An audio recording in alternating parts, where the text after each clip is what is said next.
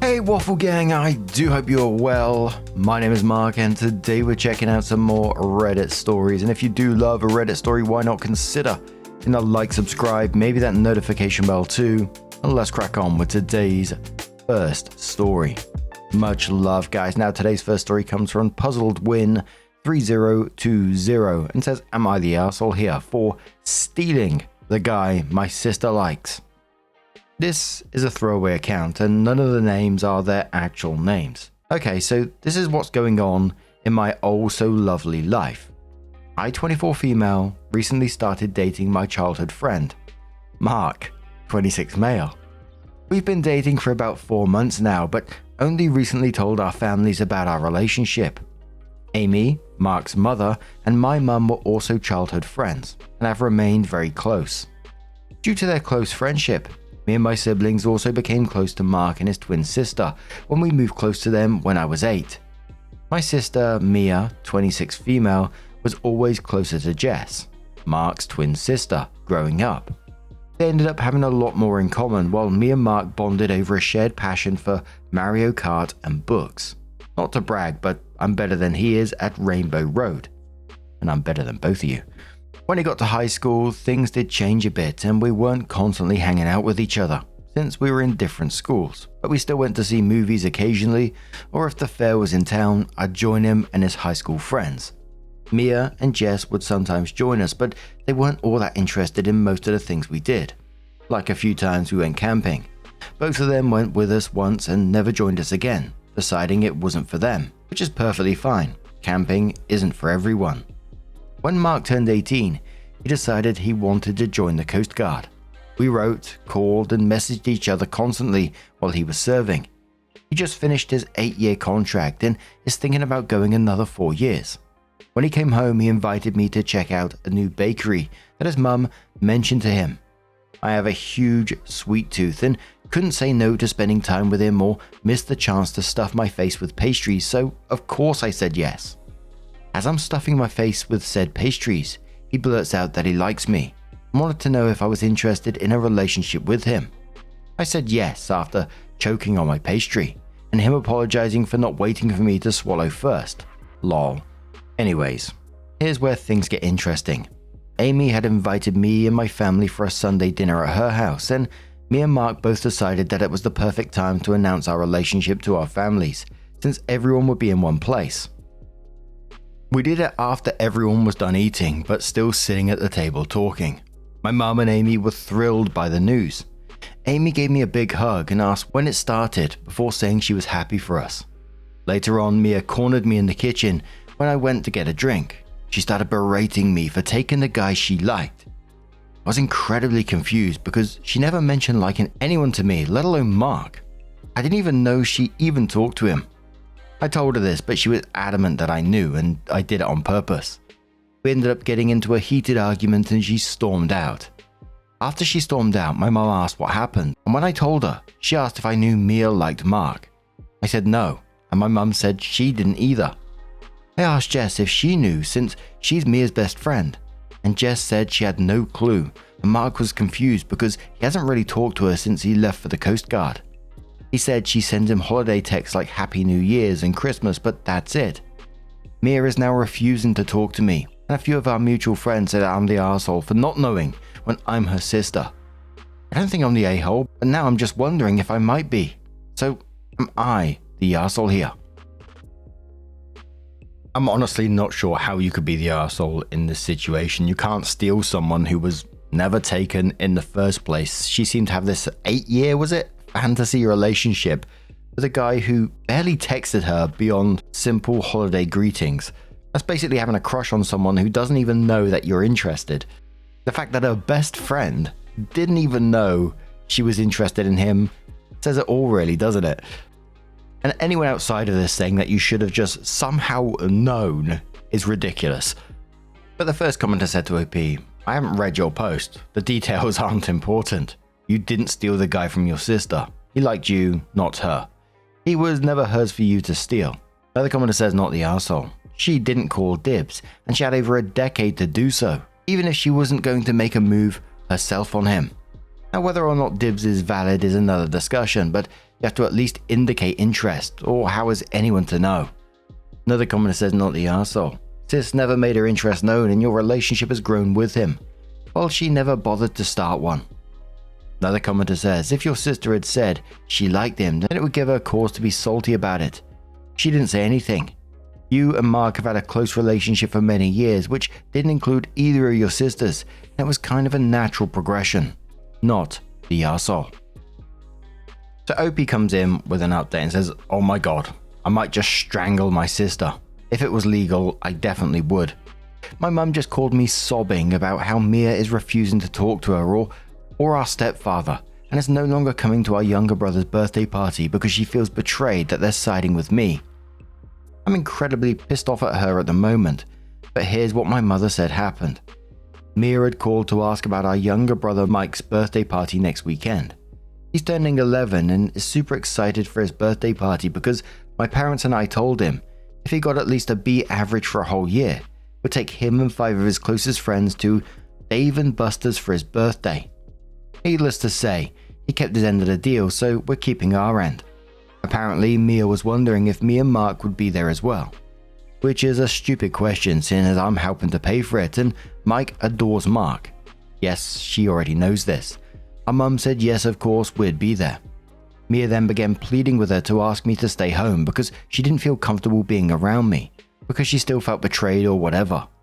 Our mum said no, he wouldn't be asking me to stay home because not only did I help pay for the party, but this is Mike's party and he wanted both of us there. Mia then apparently began screaming at her over the phone for choosing me over her, even though I hurt her and that she felt betrayed. Our stepfather tried to intervene because our mother had started crying, but Mia just began screaming at him before saying she was no longer coming to the party and hanging up. Mia is now refusing to answer either of them. So, am I the arsehole? Commenter says, still not the arsehole, your sister sounds like an absolute lunatic. Another commenter says, just get Mark to tell Mia that he asked you out, not the other way around. Another commenter says she's acting like a damn child. You did nothing wrong. She's delulu. Go celebrate your brother's special day with your family and Mark. And one more commenter says, still not the arsehole. She's acting really strange with all of this. Has she had a boyfriend before? If not, maybe she thinks she deserves to have a boyfriend before you because she's the oldest. It's likely better she doesn't go to the party. She'd probably make a huge scene. I feel bad for Mike. Ask your mum to talk with him about it before his birthday. He needs to know ahead of time that it has nothing to do with him. 26 years old and acting that way. Absolute oof. But what do you guys make of this situation? Let us know your thoughts down in the comments below, and let's move on to another story. Now, next story comes from Patient Win 8831, and it says, am I the arsehole for not wanting my stepsister to live with me, even though it would make her life easier? This is going to need some context, but feel free to skip to the bottom for a TLDR. I was debating whether or not to post this, but seeing as nobody from my inner circle can be neutral on the topic, I'll look for advice on the internet. When I, now 29 female, was 14, it came out that my dad had been living a whole other life behind his wife's and my mum's back. One where he had a 1-year-old daughter, now 16 female, with his employee. Back then, it was a huge deal. My brother, now 31, refused to speak to our dad for a whole year, and I couldn't look him in the eye ever since. Now, I don't know if our mum knew or if she just didn't care, but I remember her being very desperate to keep her husband. Perhaps it was because he was the breadwinner and made quite a lot. Who knows? But eventually, after many therapy sessions and counseling, they stayed together. That didn't mean his other family was brickwalled, as you'd think would be appropriate. In fact, my dad stopped going out with the other woman, but they remained friends, and my mum and her had some sort of sister wives vibes going on. It was just weird. On every holiday, there'd be this woman who knowingly and willingly almost destroyed another family. Yes, she was aware our dad was married and didn't care, and this baby who me and my brother, were meant to treat like a sibling. We haven't felt like a family since. My brother refused to participate in holidays like Christmas or Easter for a few years, then came around when Ali, I call my stepsister this for clarity's sake, was 4 years old, and decided he'd be a brother to her. It was a very sudden switch, though he still doesn't speak to our father or Ali's mum. Maybe I'm jaded, but I never saw Ali's mum as anything but a homewrecker and a terrible person, and Ali is a result of that. I know my dad is to blame as well, but back then, it was easier to be angry at them than at my dad. I never saw Ali as a sister and made it clear. That resulted in some familial tension that continues to this day. It would be really hard to list everything that happened here, so I won't, and I get to the main issue at hand. So, Ali recently decided to change schools because of some issues I'm not interested in. For clarification, my country's high school can have specific specialization, like art, confectionery, hairdressing, and so on. These are just the first ones I could think of, but I'm just not sure how common it is. Ali used to study in grammar school, high school that has no specific field, but is usually a stepping stone between high school and college. But it was apparently too demanding, and she decided to drop out and pursue an art school. She's not an extraordinary artist for her age, but good enough to get accepted into a pretty good art school that happens to be near me. Ali and her mum live close to my parents, and my parents live a solid 3 hours away from me, so getting to and from school would be difficult for her, but not impossible. 2 days ago, we had a family dinner. Yes, Ali and her mum were invited, much to my dismay, but the issue was brought up. They talked around the topic, maybe expecting me to pipe up and open my doors for her, but I didn't. So they eventually asked flat out if I could let Ali live with me for the school year. She'd be there from Monday to Friday and be at home for any holidays and such. I work in art and I'm an illustrator, so they think it would be beneficial for Ali to spend time around real artists. Which is hilarious because they called my profession useless. Here are my reasons for declining. 1. There is an option of dorms just outside of campus. Living conditions are good, not a 5-star hotel, but good nonetheless. 2. I don't like Ali and have made that clear. We have absolutely no relationship, aside from her being blood related. There's nothing about her that would convince me to take her in. 3. My brother lives closer to the art school, like an hour away. It's not right around the corner, but doable. Plus, he actually likes Ali. 4. When I needed help and came to Ali's mum as a Hail Mary, she laughed me out the door and said that we're not family. So for her to insist we are, in fact, a family now is both irritating and funny. 5. I have a pretty modest apartment. Yes, I have 2 rooms, but I'm renting out the other for my best friend. 6. They didn't ask me nicely. They demanded. And when I showed hesitation, they immediately descended upon me like a pack of vultures. Apparently, Ali doesn't want to live with a stranger in a dorm. Something about anxiety, which, while I can sympathize, I also lived in dorms with strangers that didn't even like me. She's my sister despite it all, and God wanted us to be a family. I'm atheist. My brother's girlfriend is currently pregnant with a baby soon due, and he doesn't want to bring Ali into all of that. Plus his girlfriend is nervous around strangers, which is the last thing she needs. I should kick out my roommate in favor of family, and it should be a no-brainer to let my sister live with me. Again, she's not my sister. I don't know her, and I never put in the effort to get to know her, nor do I want to. I don't want to know if I'm the arsehole for that. I guess I am, because it's not her fault she came into the world like this.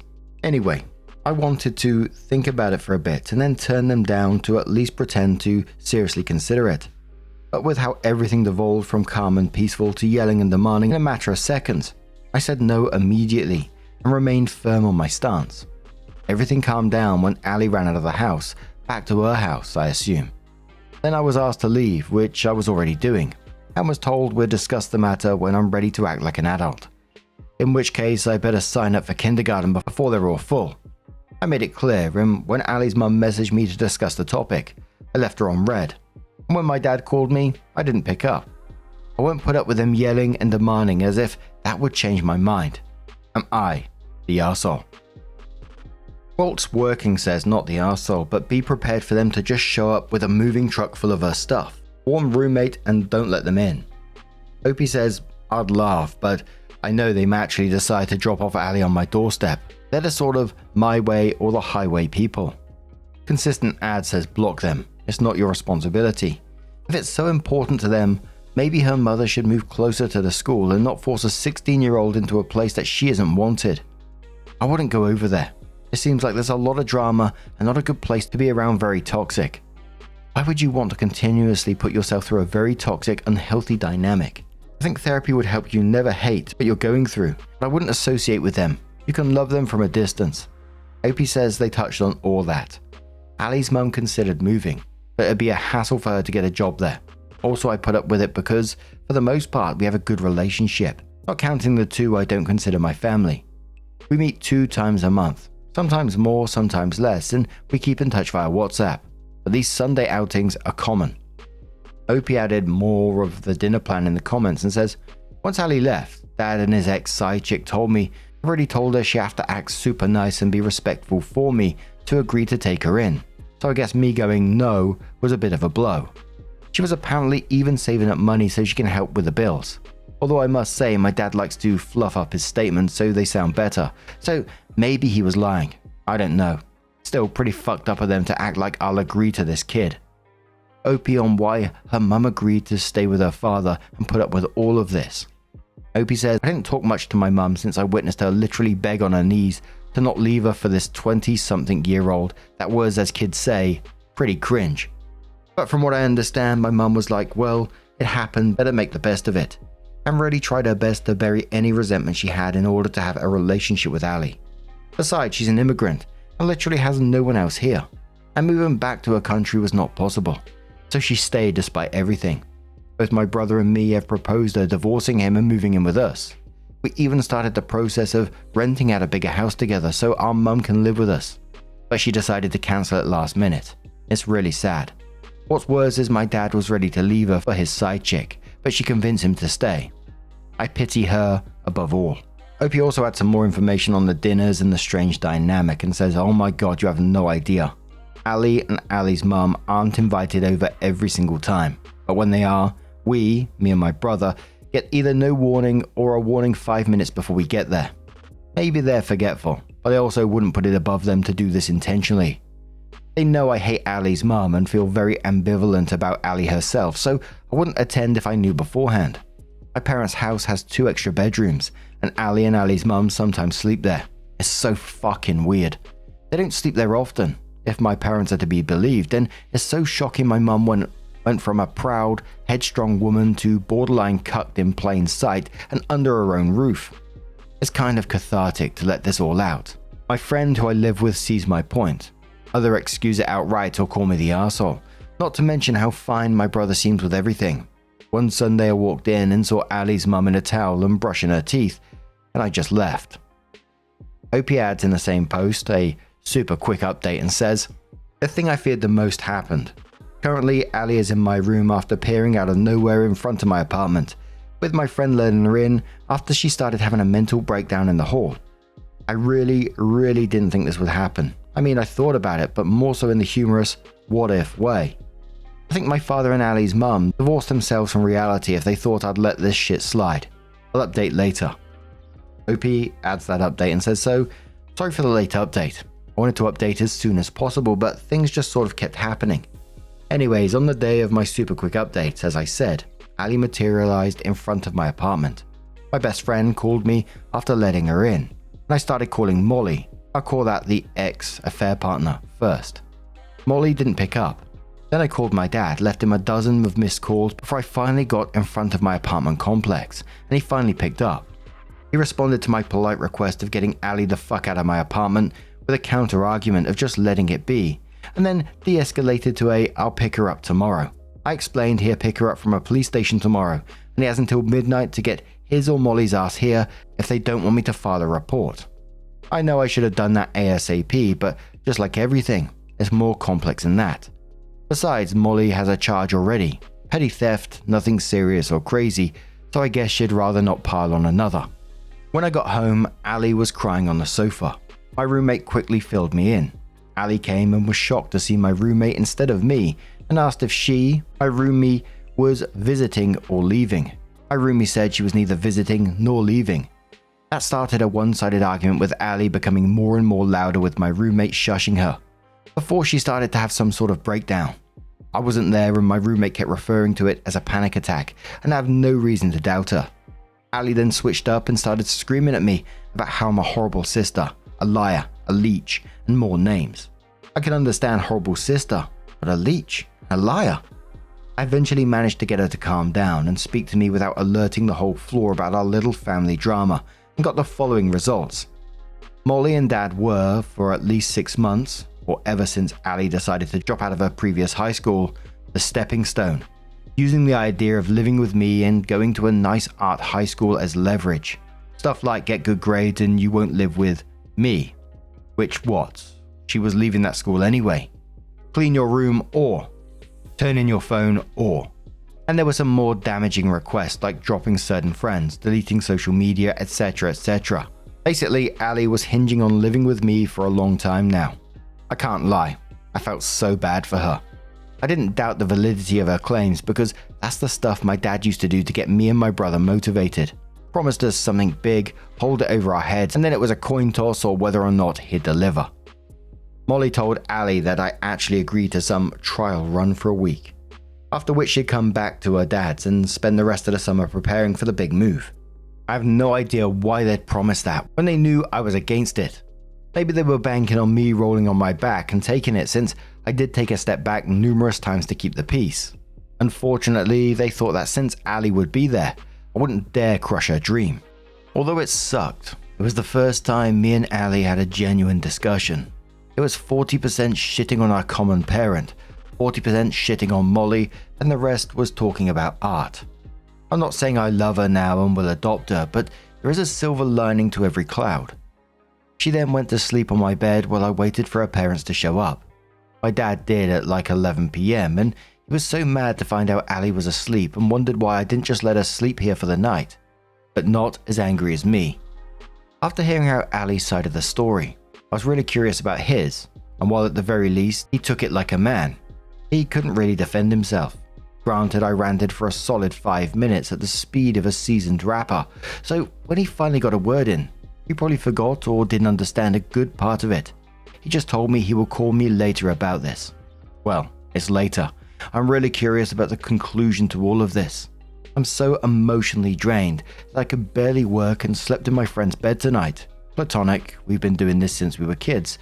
Also, thank you for the comments and the advice. I wound up not really able to use it at the time, but I made a list of everything I need to do, and I will focus on that whenever I manage to find a slither of life within me. Sometime later, OP comes in with another update and says, I apologize for my silence. I wanted to update sooner, but things just kept happening and I didn't have the time nor the energy to update.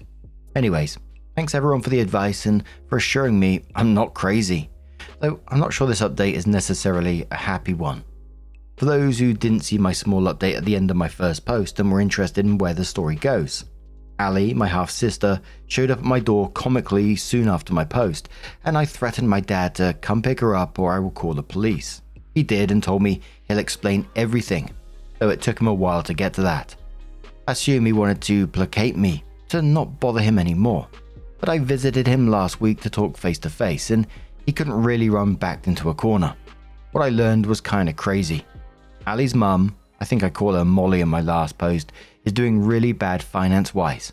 You could chalk it up to her brain not being fully cooked before having a child, but I'd like to say it's because Molly is a child herself in many aspects.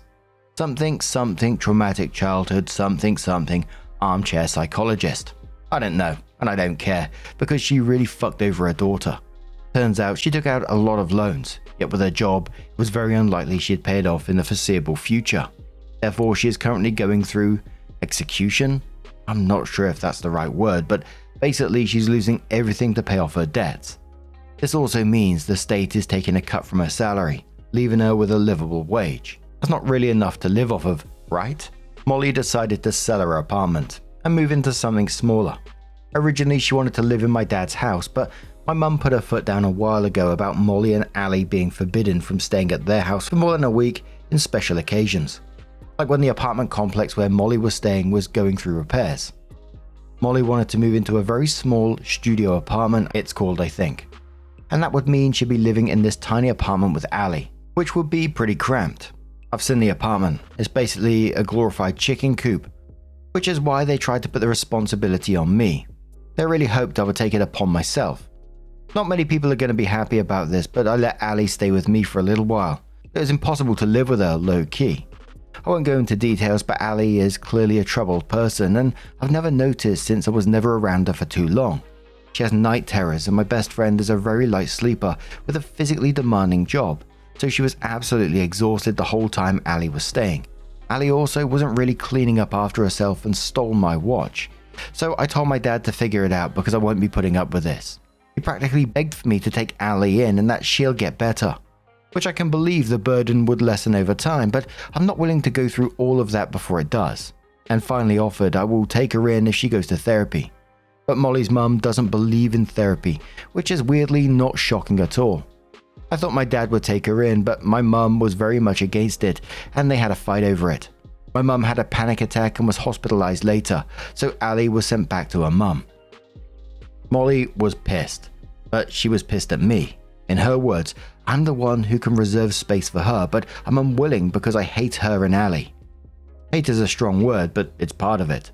My brother also laid into me, even though he has a fucking house, but oh no, I'm the one meant to suffer because his girlfriend recently gave birth. Like, I don't care. Same guy who said blood should be thicker than water when I told him that my friend lives at a place and I'm not willing to move her out for Ali. But I guess my blood doesn't count. Things are in a limbo. My dad is still trying to convince my mum. Between that, he's making snide comments at me. Molly is sending me passive-aggressive messages, and my brother looks at me sideways. I'm considering going full no contact at this point. It genuinely hurts seeing all my family turn on me. At least I had my best friend. I'm so mad I let her be exhausted for such a long time and that I caved into my dad, but I'm so grateful that she still sticks with me. I don't know if I'll update again, but I will try to if anything else happens. Again, thank you for the comments, assuring me I'm not a heartless wench, and all the advice. Someone says to OP, you poor thing, not the arsehole. Go no contact, get yourself to therapy if you can. Your side comments about the way your father treated your brother and you make me think you would find it helpful. What are you getting out of being in contact with this soap opera? OP says, entertainment? Perhaps in hindsight I get a good laugh out of it. But now, aside from being bombarded with messages telling me how horrible I am, I literally get nothing out of it. It's hard to go no contact, and I'm already low contact, but as much as I don't want to, I worry I'll actually go insane like all these people if I don't. I'll start off by saying, I don't blame OP for stepping back from this, and I agree that there should be just absolutely no contact with these people because holy moly. And, I have to say it as well, my heart breaks for Ali because she's been used as like a pawn in this mess for months, manipulated by her own mother, and just facing basically consequences of adult decisions that she's had no control over. And now she's got night terrors, she's acting out in a desperation. It sounds like she's been failed by every adult that was supposed to protect her. But, as I said, none of that makes it OP's responsibility to fix. OP didn't create the situation, but OP shouldn't be sacrificing her own peace and your roommate's well-being and your own mental health as well to save them. I feel OP gave it a shot, but just found out that it wasn't sustainable in the end, which I think is more than most people will do. I'm not sure if I would have put up with that either. But now I'm going to turn this one to you guys. What do you guys make of this situation? How would you have dealt with that? Would you have tried to help in any way? Would you have just been absolutely done with it? Let us know your thoughts down in the comments below. And just a huge thank you from the bottom of my heart for getting involved in today's stories. Your love, your support, your time, it always means the absolute world to me. So thank you so much, and hopefully I'll see you in the next one. Take care and much love.